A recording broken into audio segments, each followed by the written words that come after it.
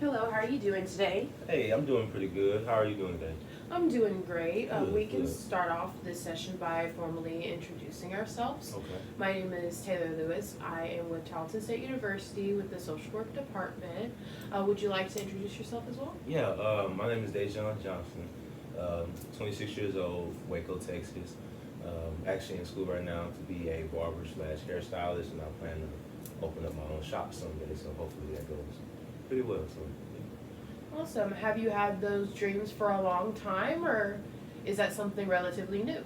a little bit of both. I've always had a bit of an artistic expression within myself, but I just found a new form of expressing art through barbering. So I've always had it, but it's still relatively new. But I've always been cutting for a long period of time.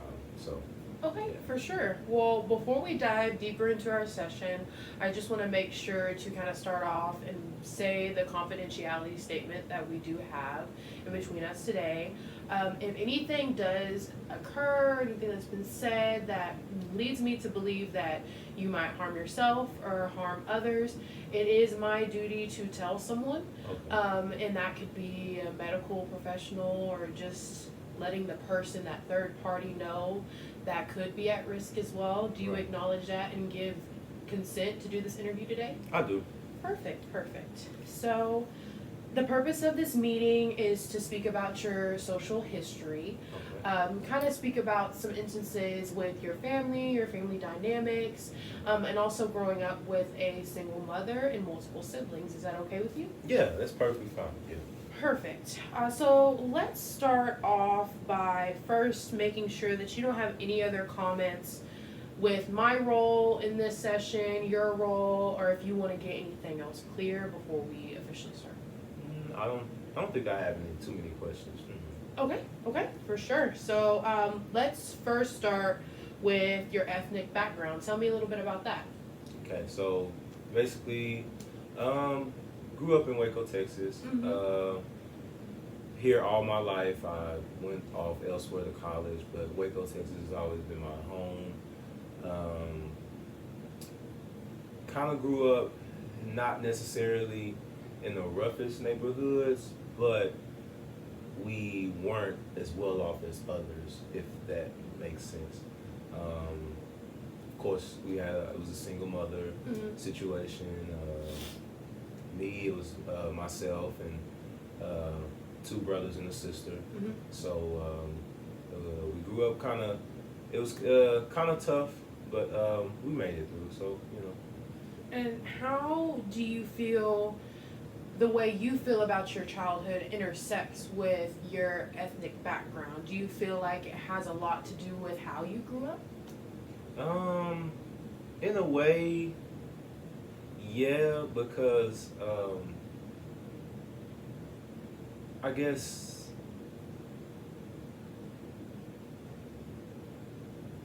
so. When you say correlate, you mean what do you mean by like correlating? Like what do you?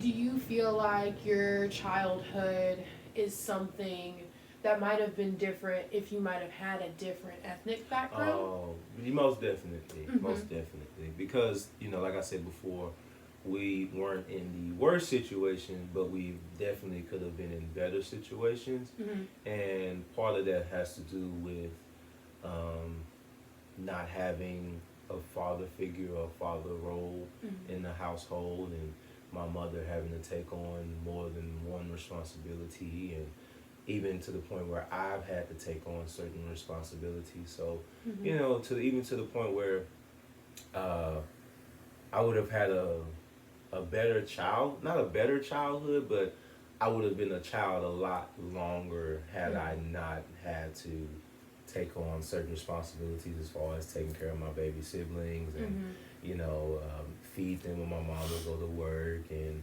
Mm-hmm. make sure that they were bathed and in bed, and things of that nature. And then Mm-hmm. even when we got older, it just money, financially money was scarce, so I would have to go and try to figure out ways to get money. Never really did anything illegal, just going and cutting lawns and Mm-hmm. selling artwork and things of that nature. So I feel like if I did have a different type of background, or if I did come up a bit differently, maybe a two-parent household, maybe we would have been a little bit more financially stable. Mhm.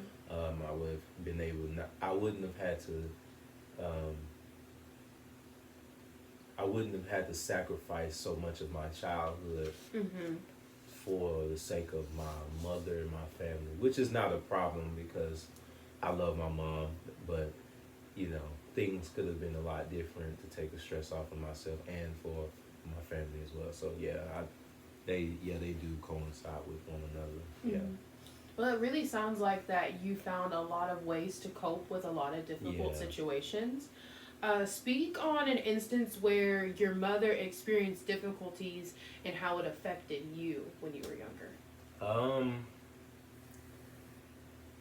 for instance, just being a, for like I said before, just taking up on a role as a father and a mother. You know, raising boys is people say raising boys is easy, but whenever there's not a father figure in the household, it is kind of difficult. Um, and you know, her her background as well isn't the best either, just because she comes from a broken home. Mhm. She was actually a foster parent, I mean a foster child. Mhm. So it was more of her doing certain things out of survival. Mhm. And so that kind of made me feel like I had to live my life out of survival as well. Not necessarily because of me not necessarily just because you know, we had it bad, but it's just, you know, hey, you know, we had to do certain things to get food. We had to do certain things to keep the lights on and keep a roof over our heads. So it was just a matter of, and you know, you can just see how hard it was on her sometimes, just because I'm real close to my mother, and I've watched her kind of break down sometimes, and you know, just kind of not necessarily give up, but there were like low points in her life that made her question whether she was being a good mother or whether she was doing all that she could. And so, you know, and that made even me as a child, that made me feel like, you know, I never want to make it seem like she's not doing good enough. So Mhm. that's what made me do more. I guess that's what made me even have to step into a certain role of, not necessarily a father figure role for my brothers, but just like a helping hand for my mother, you know. So Mhm. I think that's where all that stems from. So Okay, yeah. for sure. And what age would you say that you became more of a stability in your family dynamics when you really started helping out and realizing your help was needed? Um, Probably around 7 to 9. Mm-hmm. Definitely 7 to 9. We used to stay across the street. My mom used to work across the street from our apartment complex. It was just like right across the road. So there would be times where she would go to work, and I would stay back and watch my little brother at the time, because we didn't. My other two siblings weren't born at the time, so it was just me and my younger brother.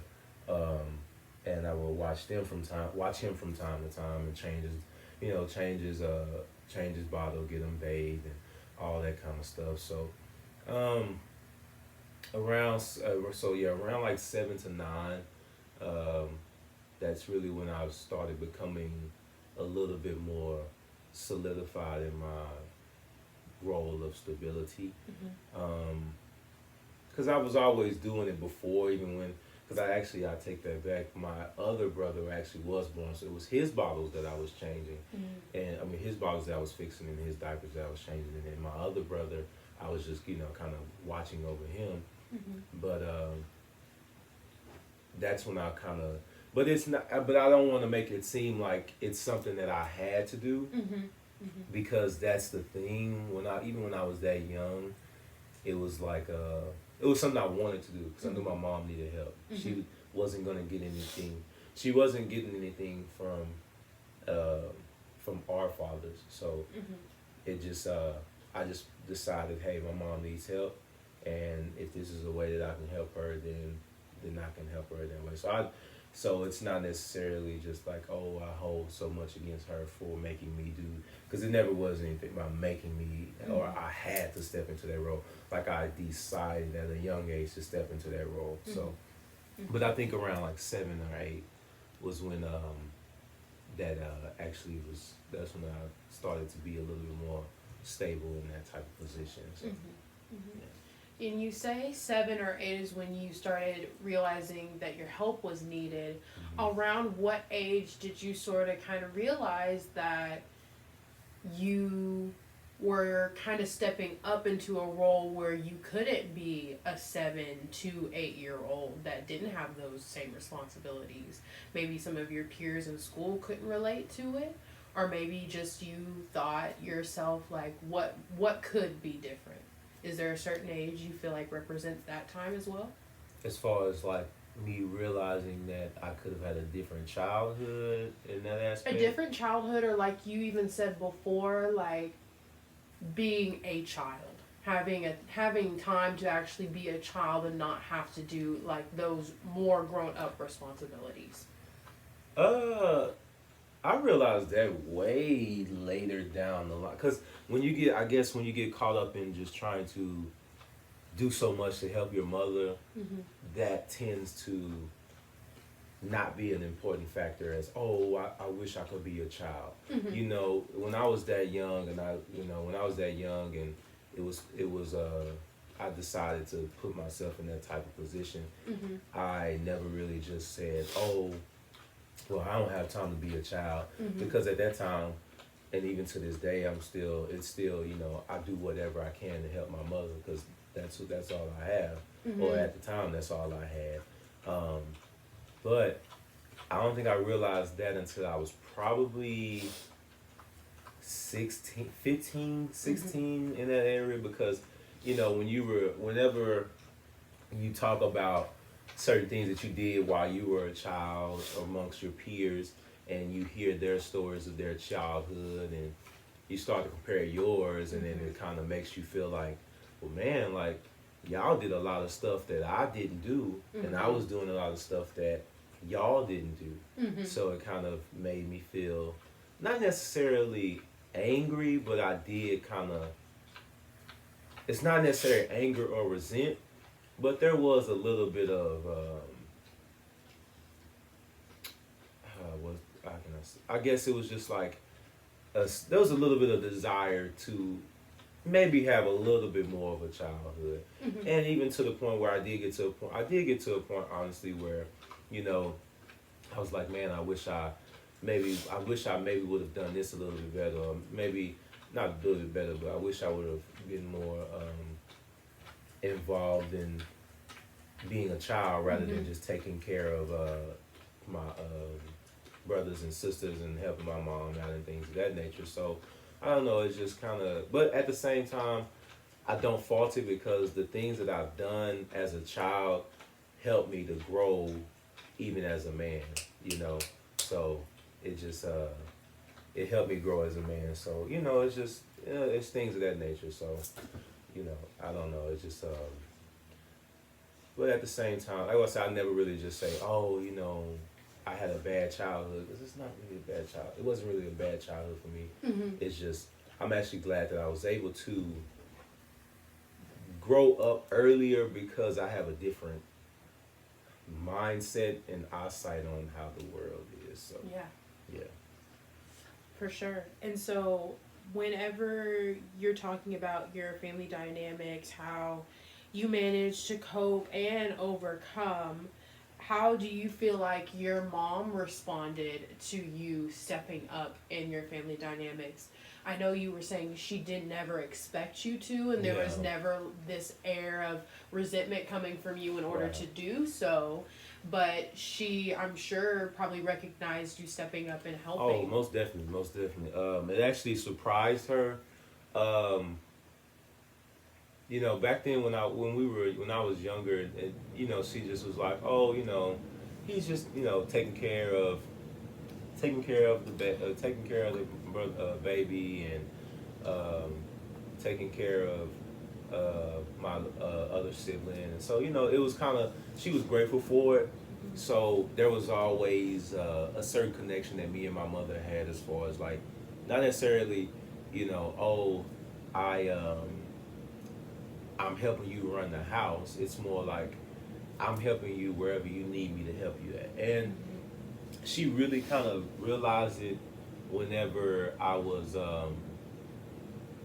12, and when I started cutting lawns and going to I would start cutting lawns, and then at one point in time, I was only charging like $20 to cut front and back, and but I was still able to bring like $400 home every 3 days, and I just give it straight to her and say, "Hey, mom, go pay bills."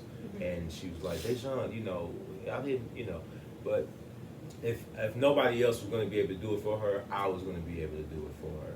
So she realized that around that time, and even to this day, she's still thankful for it, and that's why we have the connection that we have. Because I've seen a lot over the course of years, so just to know that I was able to help in some way, and know that she accepts my help and she's grateful for it. Yeah. So probably around 12, that's when she recognized, like, oh no, he's really like serious about helping me. So. Right. And do you feel like your experiences with, helping and being that stable person in your family, kind of helping everybody else get along, get by, do you feel like that's impacted you, who you are now, like as a young adult? Yeah, in a way. What happened was,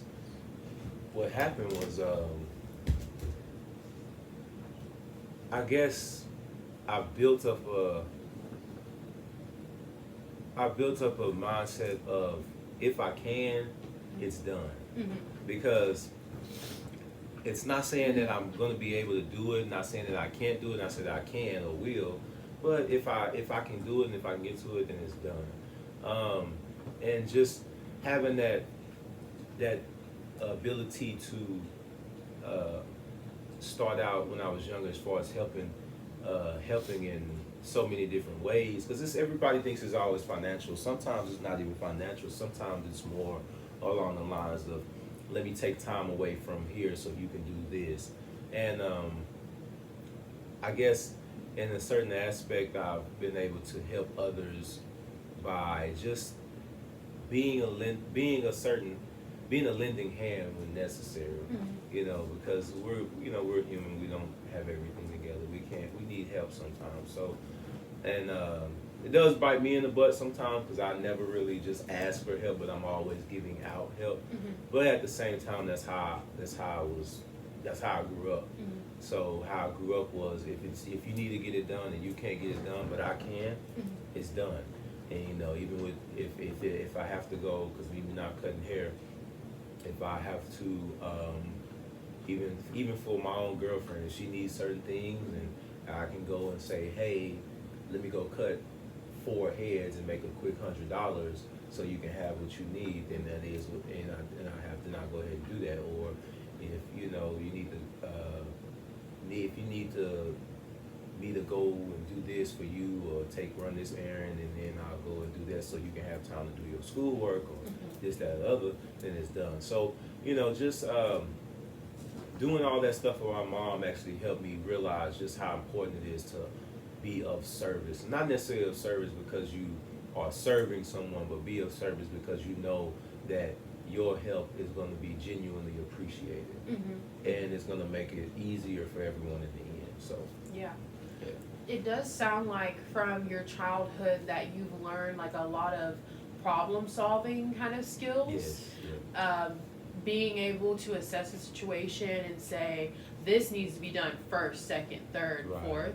Do you feel like that came with being the oldest in your sibling group, or do you feel like your role impacted maybe what some of your other siblings' roles ended up being? In a way, only thing that I would say that I guess it didn't really, not necessarily being the oldest wasn't a factor, because you can be the oldest and still not be a problem solver.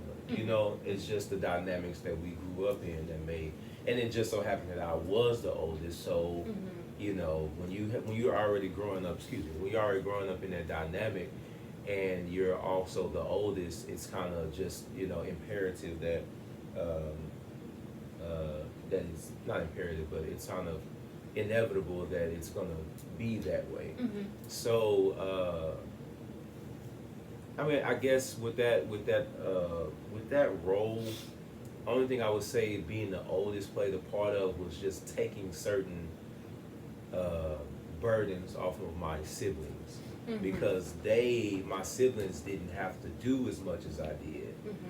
or not even just do as much as I did, but they didn't have to do as much as I put on my plate to do. Right. So, and it's good, and it has its goods and it has its bad, because when they were younger they couldn't do it, but now that they're older it's kind of like, oh, Dejan can get to it, Mhm. which is sometimes is good and sometimes it's like, okay, hey, y'all might need to break out of that. When we were younger, like, we're all older now, we should all be able to have our solve our own issues or take care of our own. I'm big brother, but I can't be big brother and take care of everybody's issues forever, because I have my own things to do now. So Mhm. I guess that's one of the only things. But of course, my brothers and sisters, they're not too bad at it. And even if they do get to the point where it gets a little bit overbearing, I kind of just say, hey, I need to just y'all need to get y'all stuff together. So, but other than that, I don't think it has anything to do with being the oldest. I Mhm. think it just has everything to do with the dynamic that I grew up in, and just having to be have you it's kind of with a certain dynamic that I grew up in. It kind of forced me to be a certain problem solver or a logical thinker, simply because if I didn't, we wouldn't get what we needed to get to survive. Because it was really a factor of, okay, how are you going to logically think about what to do, or how are you going to solve this problem in order to survive. It's Mhm. not necessarily, oh, I'm just going to go and do this and do that just for whatever. It was more of along the lines of, if I don't figure out a way to get this and that, we won't have something to eat, or Mhm. our lights are going to get cut off tomorrow, or if we didn't figure that out. So you just have to you have to adapt to your environment, and that's really what I kind of did. Just kind of adapted to my environment, and did what I could do best. Mhm.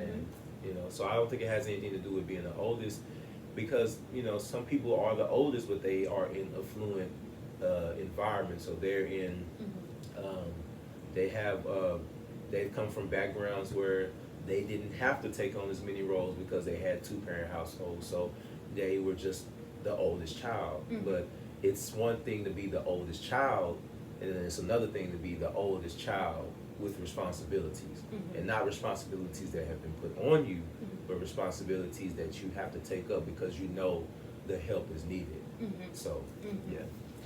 Do you feel like, kind of reflecting everything you said, even when you were 4 years old, talking about when you started getting siblings, having to Right. take care of them, and realizing that survival was a big component of your Right. childhood? What's one way that that survival trait has been passed to you as an adult, either positively or negatively? Because it could possibly be bad if. Yeah, it could definitely be both. I guess if we're speaking on the terms of both the pros and the cons, Mhm. positively it shows that I'm going to get it by whatever means necessary, Mhm. but at the same time, negatively it could just be um, stressing myself out and putting too much on myself, Mhm. and not just stepping back and saying, okay, hey, it's okay to breathe. You don't have to work out a survival, especially when you get to a place where you're a little bit better off than you were before, Mhm. but you still have that mindset of, I gotta go get it, I gotta go get it, I got. You don't have to, because you're gonna run sometimes it's okay to, when you've worked off of, when you've done so much work based off of survival, you tend to just keep that survivalist mode going. Mhm. And sometimes that's not good, because you end up running yourself down. And I've gotten to that point sometimes where I'm like, hey, I got to get this done by this time, or I got to make this happen, I got to make that happen.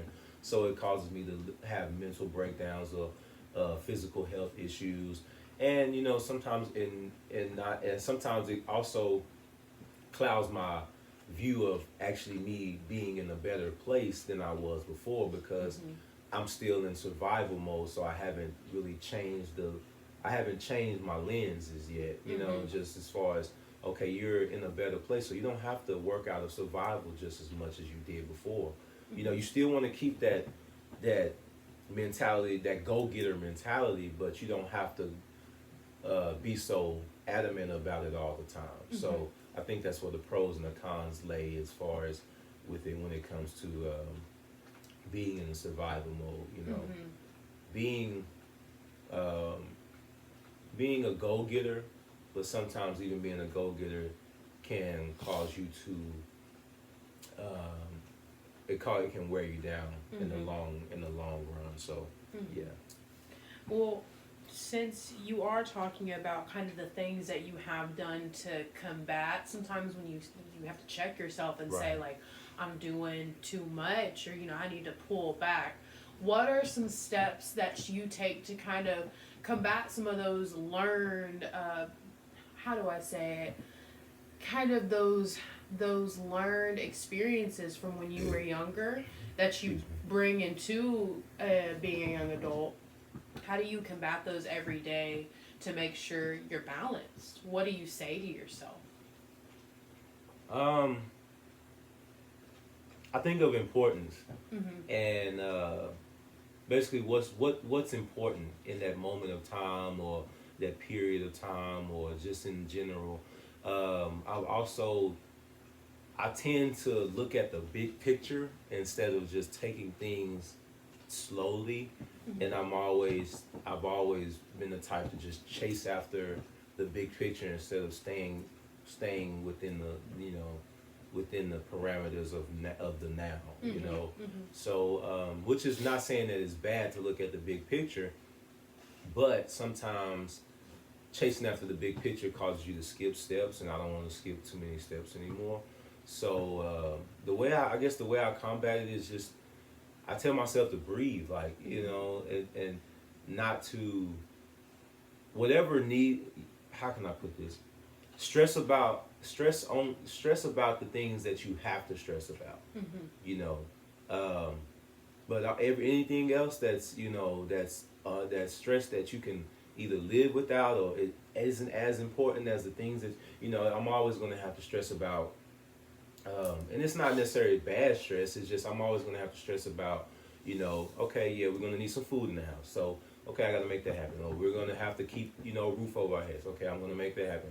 But stressing about when am I going to get this, or when am I going to get that, or when am I going to go do this, or when that's stress that I don't need. So I'm just basically putting more stress on myself than I should. So, just thinking of what's important, and only stressing about the things that are deserving of the stress. And if it's not deserving, or if it's something that I don't need to stress about at the moment or in this time period, then I'll just I'll leave it for later. That's a stress. That's something I'll stress about later.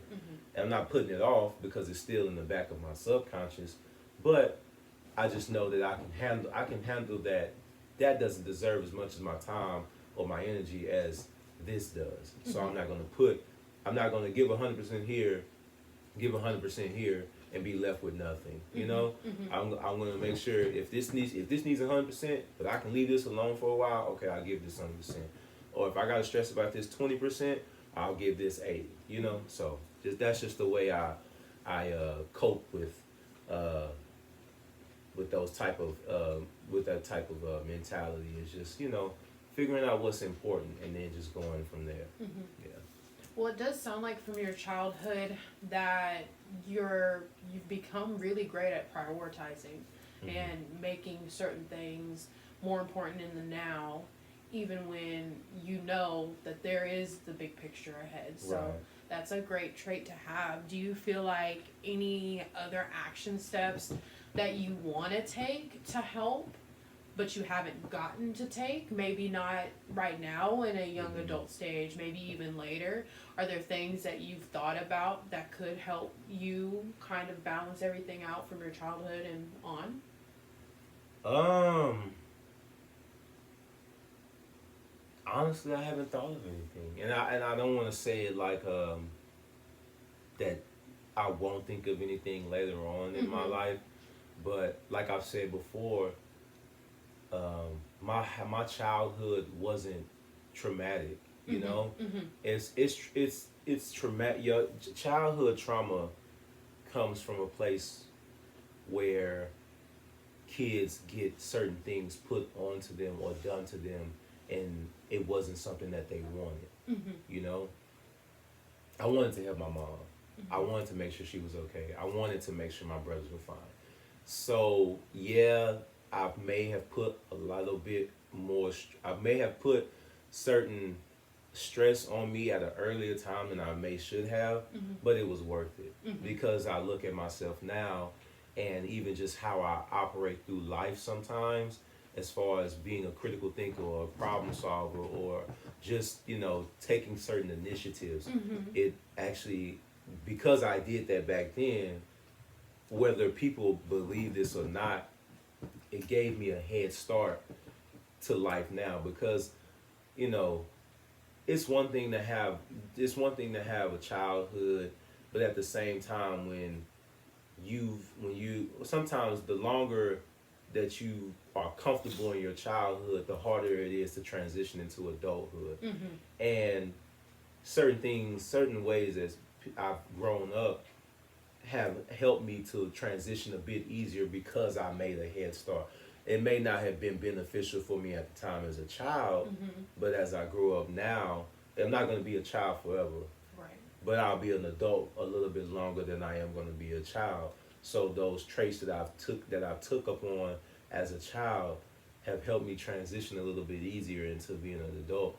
And it's not to say that I've gotten everything right or I've gotten all my steps planned and everything is just gone as well as it should, because I still make mistakes. I'm still human, but at the same time I'm able to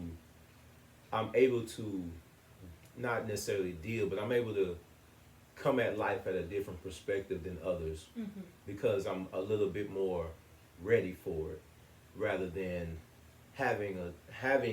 being a child and being comfortable and complacent in my childhood, and then getting to a point where I become an adult and don't know how to transition. So, and I feel like when you don't know how to transition, that's just a whole nother level of stress that causes mental issues and you feeling like you're not able to handle it. And there's a lot of things that could have happened if I didn't take a certain head start. But since I took a head start, it helped me to be able to get on a more faster paced track as far as understanding what it is to understanding life and understanding how to go through life, or understanding how to make things happen, and understanding how to be a successful adult. So Well, yeah. right now we can go ahead and take a small intermission, just take a little break, and Okay. then we'll come back and kind of finish up the session, talk about kind of how you reflect off of everything we've talked about, and yeah, and we'll kind of go from there, okay? Yes, ma'am. Sounds good.